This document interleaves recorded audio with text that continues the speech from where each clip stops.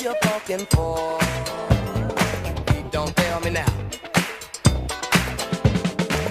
Do you promise the funk? The whole funk, nothing but the funk. Ready or not, here I come. Getting down. Are we on? Oh, we are on. Okay. All right, everybody, welcome back to the Funkadelic Party. And as you can see, I'm pretty excited because I'm telling my age, and I don't know what you were doing at that time, but I know what I was doing. I was doing a lot of dancing and having fun. And, you know, the reason why I am here to preserve old school music is because that was real music. That was when music was music, and it just had a lot of soul. It had a lot of heart. It had a lot of good things happening, and so It had a lot of funk. it had a lot of funk. It had a lot of funk. So, you know, here we are. And just happy to be back. Happy to celebrate our veterans. So as we switch gears and I can kind of calm down a little bit and come out of my... I'm just getting geared up because when he comes on, we're going to have a real party. So anyway, for those who weren't here last week, we have Mr. Jimmy Reed on board co-hosting with us. Thank you for coming back and co-hosting. Perfect. And Jimmy is an owner of a travel business, right? I have to make sure I say that properly. And Jimmy also is a former owner of retail a record store. retail record store. Spin City Record Store in Boston. Oh, Spin City. Spin No City kidding. Record I Store. know about Spin City. Was that? Oh, wow. I'm learning just like... Whoa. Okay. And Atlanta. Oh, see, the plot thickens as we get a little bit more into this Okay. this show. So tell us about it. I'm, inquiry minds want to know. Okay. Around 79, when I came out of the Air Force, I used to collect jazz music and other kinds of music. Where's your mic? Okay, everybody. So you know what? Everybody, Variety Talk family, this is like old home week. Okay, so this is what you do when you're at home. There you go. Go right ahead. Okay, back in 79, Mm-hmm. I opened a retail record store because I was a record collector, and a friend of mine, a friend of a friend, had a record store, and I said, let's open up another record store, jazz and gospel, and you do the R&B and the other kind of music. And that was a good idea at the time, but later on I transitioned into my own store, and you'll probably see a lot of pictures later of the people who used to Oh yeah, we're gonna make sure visit we the show store. those pictures. yeah. My first in-store was with Frankie, I forget his name. Before we go there, I just want to share the fact that you are an avid music person. You not only love music, you've had the record store, but you play instruments. You're considering putting a band together. You're Well, a singer. So, that's my job, is to pull all that good stuff out and make sure everybody before gets I a opened the chance to... store, back in 75, I used to hang out at the lounge called the Sugar Shack in Boston. Okay. And I used to sit in with musicians there who came on, and back in those days, Sugar Shack did 6 days a week. The artists come to town to do 6 days a week, 6 nights, and 2 shows on Sunday, a matinee and and I used to sit in with some of those groups, and the last guy I sat in was Bobby Blue Bland with his band. And then my daughter was born, and I said, okay, I got to get a real job. And then later on, I went to a Berkeley College of Music for a minute, and I said, these guys are too good, I got to get out of here. And I opened the record store, and the rest is history. It is history, and the reason why it's so important for you to tell that story, because we have evolved so much within, what was it, the 80s that you had the store? Since that time in music, I mean, record stores rarely exist now because everyone is downloading. So the entire dynamics of the industry has changed. People are now making their own music. There's just so much that has changed that it's really important to, for the youngins to be able to understand where you've been and where the industry is going and how they got here. So we might bring up a picture of me with all the. let's get these pictures going because you just can't wait to brag. the so let's no, do not some bragging. little. No, I want to brag on you. I think it's a. You know what? Great accomplishment. As a matter of fact, let's bring the one on with the There it awards, is. Nick. Let's Yeah. get those awards going. Yeah, Okay. All right. So do a little narrating for us. Yeah, back in the day when the record companies started emphasizing mom and pop stores instead of big superstores for selling music, and they concentrated on us because we were on the front line of selling the music. Mm-hmm. We actually had to get out the vinyl, put it on the turntable, and play it for the customers and convince them to buy it. Mm-hmm. So we were on the forefront. So the record companies were giving us a little love, and these are the results of some of the awards they gave us. Well, see you really would have to want to talk about that. Look at that wall. OMG, look at the wall. Okay, so come on, do with the Variety Talk family what you did with me. Tell us who is responsible for putting those on the wall. Mostly Epic Records, who are a big friend of mine. And later on, I'll show you some more pictures of some of the people who used to come to the store. There we go, and some of the artists, right? Let's hear about some of the in-stores, artists behind them. Who? Remember the Double Dutch bus? Yeah, sure. The guy out of Philly. Sure. Okay. Well, anyway, he was my first in-store. But these are some of the folks. Kid and Play. Yeah. Kid and Play. I remember Kid and Play. Yeah, they came to visit, and oh wow, moving right Gregory along. Hines. Gregory Hines, yeah. Look at you, Yeah, man! and then, You were Dapper Dan back there in the '80s. again, Luther. with the Oh, I love me some and Luther. then here in Vegas. Now who's that? I'm sorry, I just don't know. Zeola Gay, Marvin's sister. That's here in Vegas. Oh. I'm helping advertise her book. Okay. And that's my nephew. He used to play for the San Antonio Spurs. San Antonio Spurs. Derek Byers. Wow. And in Boston, he used to hang out with football players who used to come by the store. Here, Look at you. Oh, there's Phil Flowers. Yeah, He's yeah, our that's- Las Vegas residency guy, right? Yeah, he welcomed me when I came to town. Yeah. Nice. And then that's my award. Oh, that's MC Hammer. Yeah. Oh, wow. And And- so wait, and let's then go I back. wanna- Nick, can you go back to that? Let's find out what that award was all about. With That's just a plaque.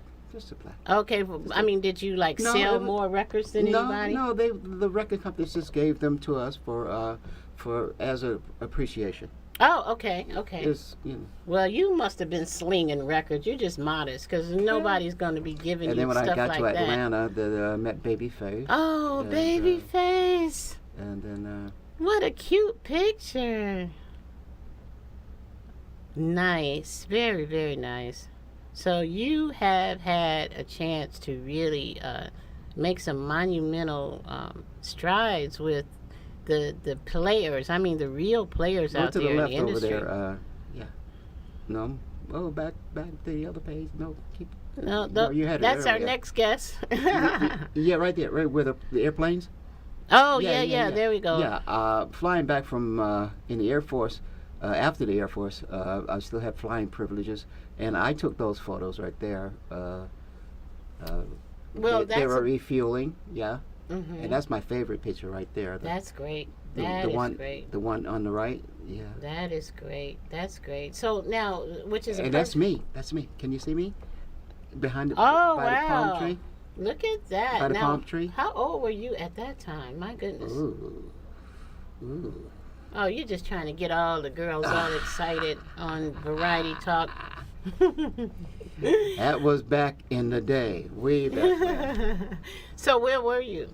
That was Cam Bay, Vietnam. Okay. And over to the right is a band we had over there called the Joneses. And we put a little ragtag band You together. did? Yeah, one of the guys flew over the Philippines and bought some instruments and brought them back to us. And we put a band together, and we went up against 1st Cavalry and Air Force Band and all the professional bands. And we won the best band in Vietnam back in 1971. Wow. Well, you know what? That says a lot. That really. So you did that already. That's You- another friend of mine from I used to talk to her when she was 16 years old, when she first had her first hit, Betty Wright in That's Miami. Betty Wright. Yeah, and I. Oh my goodness. And then Bobby Brown, he grew up. Him and New Edition grew up in the back of my record store in the Orchard Park Projects in Boston before they became famous. Oh, I love the Whispers. I always joke about people that they asked me to sing with them, but I couldn't grow the mustache. So Well, you fit in kind of nice back there. It looks like, look at you, and look at you. that's where I want to be, on the beach in Belize or Thailand. Look at you. Well, with that travel business you got. Now, who's that? She's looking mighty happy. She's a local artist. Oh, I okay. can't remember her name. Okay. And the next one is the guy from Lakeside. Lakeside. Oh, wow. Norman. Okay. Forget his name, but he wrote the big hit "Fantastic Voyage." Oh, That's the wow. writer and the piano player. No kidding. And my best photo, I think, with Earl Klug and Joe Sample, and had a little private meeting. Nice. Yeah, that's about it. Well, that's a good little story you got going on there, and I'm particularly enjoying that white sand behind you. Where were you? Sand down in the Belize. Oh, it's beautiful. It's beautiful. San Pedro. Wow. The island. Which is what we have to talk about too, because we've got to let everyone know how you have an opportunity to do all that traveling. Okay, it's called Pleasure Travels. That's my company, and it's we recruit members. As a membership, you get free travel, and you travel to Phuket, Thailand, or Spain, or Mexico, Playa del Carmen, or Cancun, or you can just travel here in the States to Las Vegas or Orlando or other destinations, and become a travel agent yourself and start booking cruises, which is an idea I want to talk to you about. Since you know so many entertainers, we could have an old school cruise. Sounds like a plan to me. All right, well, let's talk We're about on. it. Okay. We're on. All right, everybody. So this is the man with the plan. Everybody get ready for the old school cruise 2020, right? Or 2019? 2019. 2019. Okay, there it is. So this is man. He knows how to put it together really fast. I'm there. So this is what we're doing. This is our veterans celebration because you being in the Air Force, and thanks for those wonderful pictures of the Air Force. That was great. Our example of, or actually not even an example. We're happy to have you here as a veteran, and as we continue to try to build a show and a platform for all of the veterans throughout 2019, so that everybody can have a place to come to for resources of any type.